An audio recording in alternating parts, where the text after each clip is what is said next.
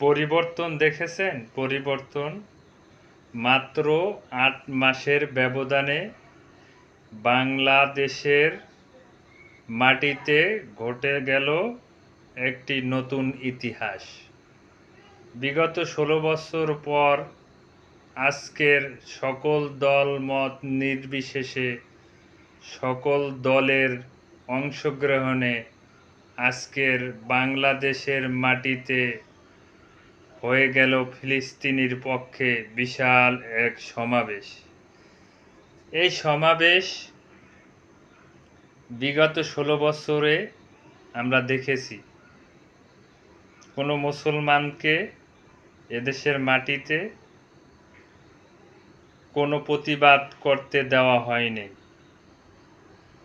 তারা যদি বের হতো তাদেরকে বের হতে দিতে না। আজকের গর্বের সাথে বলা যায় যে বর্তমান সরকার একটি ইসলাম প্রিয় সরকার। এই সরকারের অধীনে সকল রাজনৈতিক দল এক কাতারে দাঁড়িয়েছে।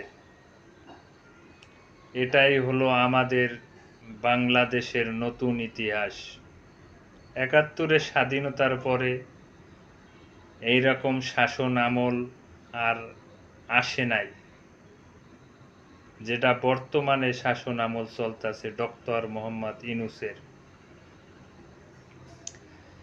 তিনি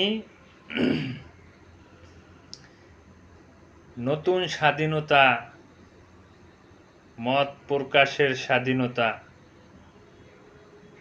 গরিব দুঃখীদের স্বাধীনতা ফিরিয়ে এনে দিয়েছে। এটাই আমরা চেয়েছিলাম, সেটাই আমরা পেয়েছি। এই সরকারকে কোনোভাবেই ব্যর্থ হতে দেওয়া হবে না। যতই ভারতের দাদাবাবুদের ষড়যন্ত্রে তাকে উচ্ছেদ করার পায়তারা চলছে, কিন্তু সেটা হতে দেওয়া হবে না। বাংলাদেশের জন্য এই সরকার অত্যন্ত জরুরি বর্তমান পরিস্থিতিতে। ইনশাআল্লাহ এগিয়ে যাবে আমাদের দেশ।